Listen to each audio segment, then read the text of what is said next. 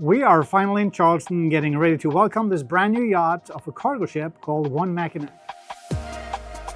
We've been on standby for days. That's the thing about cargo ships, you got to be prepared for schedule changes up until the very last day. Most people don't realize that the majority of pleasure crafts built outside the US do not travel on their own bottom. There are specialty cargo lines to bring such vessels to US shores, which is very costly. 55 days is the answer, how long it's been at sea. And what ports did it visit before it came? It visited Halifax and then New York. And then from New York, it went down to Jacksonville, then to Savannah, and now to Charleston.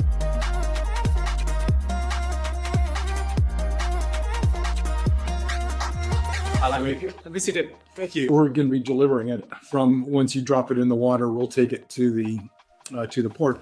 But I'd like to get the boat started up and make sure everything's ready. But then I've got to go through all the battery startup procedures and see if we can actually get the propellers turning. You will take the boat from the marina to Cooper River Boatyard. Okay. And we're set.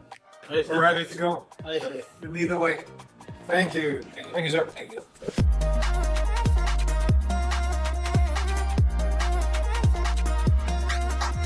Finally made it to the boat after climbing over some containers, and here she is. The first impression, like, this is a hydraulic swim platform. Normally catamarans do not have that, especially not this size. Here are the escape hatches seen from under the boat. This is also an awesome place to be when you're sailing in blue water.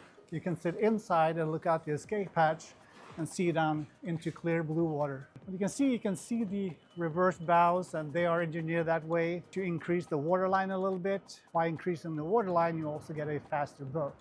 Just little details that Island Spirit do well. Now, let's get ready and go on board the boat. I've not been on the boat yet. This is my first time, so this will be an exciting view. The salon area is a lot bigger than I anticipated. It is a great place to sit and relax. And the island in the middle, this is very unusual on catamarans.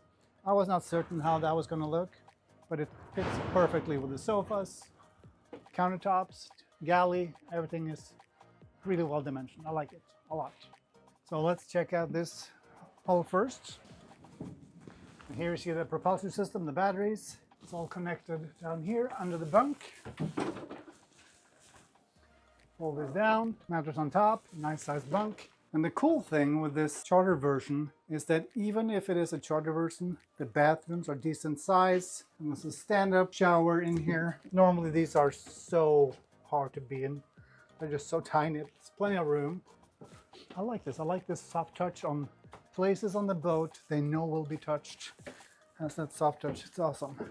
It's a nice vanity. There's a forward cabin. Plenty of storage. Incredible amount of storage. And easy access to service tanks. Cabinet. Like that. Seems like they've been using every available spot to add more storage. It's a nice big hanging locker. Another vanity, the aft bunk. Big windows, opening windows. You got a hatch up to the deck. And they did the same thing here. Added, actually like these cabinets they added into the side. They're quite deep. And many catamarans around 50 feet, you are limited to the aft deck.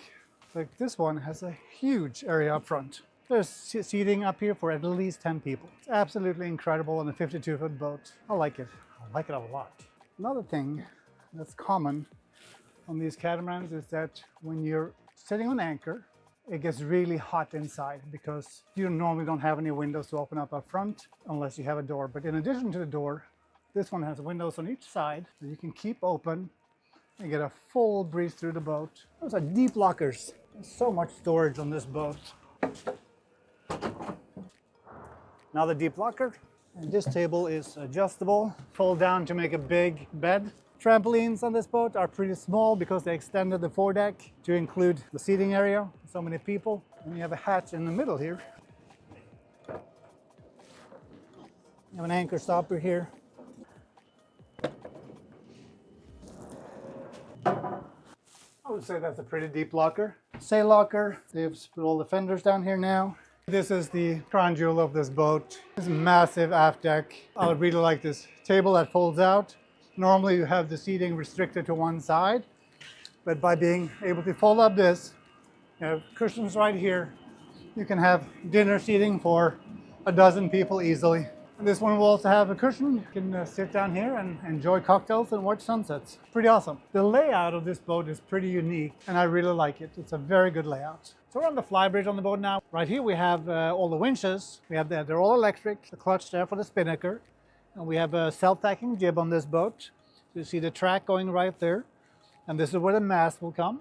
And so all the blocks here for the halyarded sheets will be attached. The mast will come up here. And over here, we have the helm. It's a big steering wheel. Got GPS, we got some displays here. So this might look unfamiliar to a lot of boaters because the engines on this boat are electric. And this is what it looks like. You have the throttles just like on another boat, but they look a little different. If I sit down here, estimated, we can fit 12 people around the table. And then for the captain, if he wants to join, we flip the seat rest forward and the captain can join from this side. Solar panels on the back, and the whole roof is covered with solar too.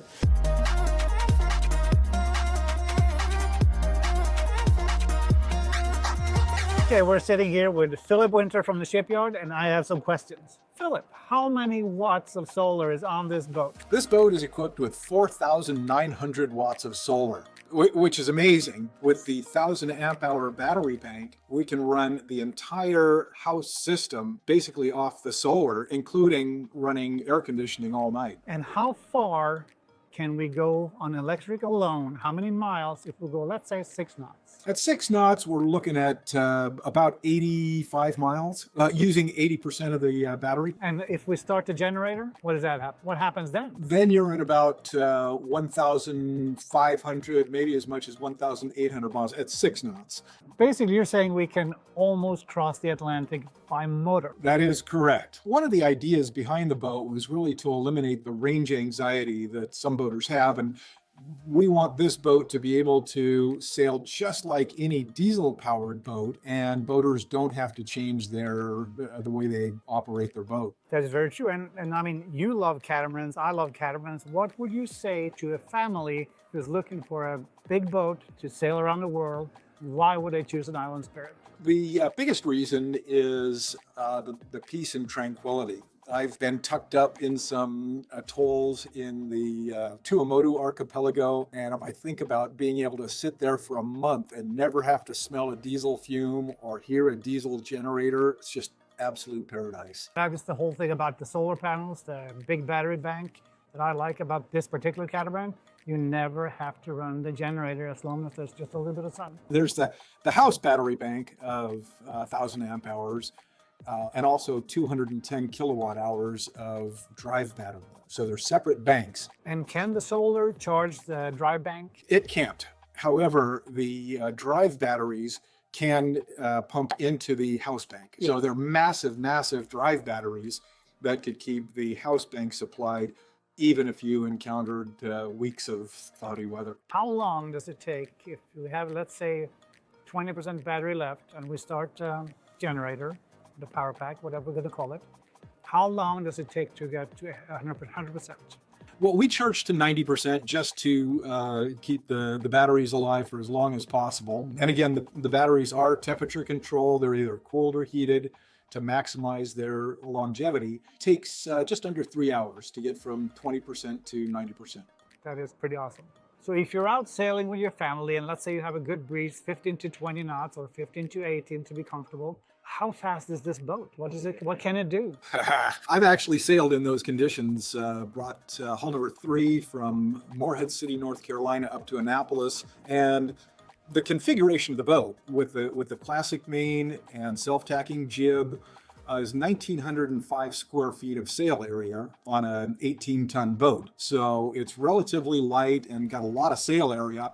We were hitting 11 knots. I think we were 60 degrees apparent. There is the option for a roller furling main, an in-mast furling, the Selden one-button system, and also standard on the boat is an electric furler for the jib. Philip, I heard that you can get a 3-cabin version with an owner's hull on one side with no bulkheads. How can they make the hulls stiff enough to do that? These hulls are foam core, and it's a sandwich. It's two 20 mil foam cores with fiberglass on the inside, outside, and then fiberglass, all infused together to make a really, really stiff, rigid hull, but that also gives it heat insulation and sound insulation. So it's much quieter inside, and also it can work in very hot or very cold climates without having inside of the hull be so cold. This being the first time for me on the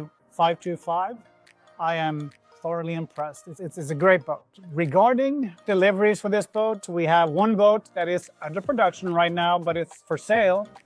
And we have multiple deliveries available for clients starting early 2027.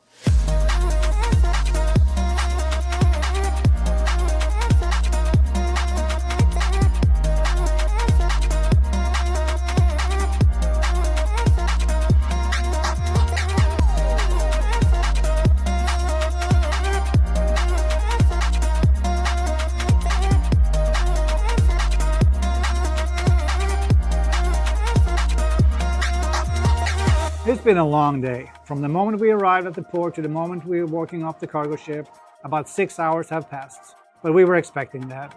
And I'm so impressed with the work Island Spirit has put into this model. The future is bright for the Island Spirit 525. I can't wait for you to see it.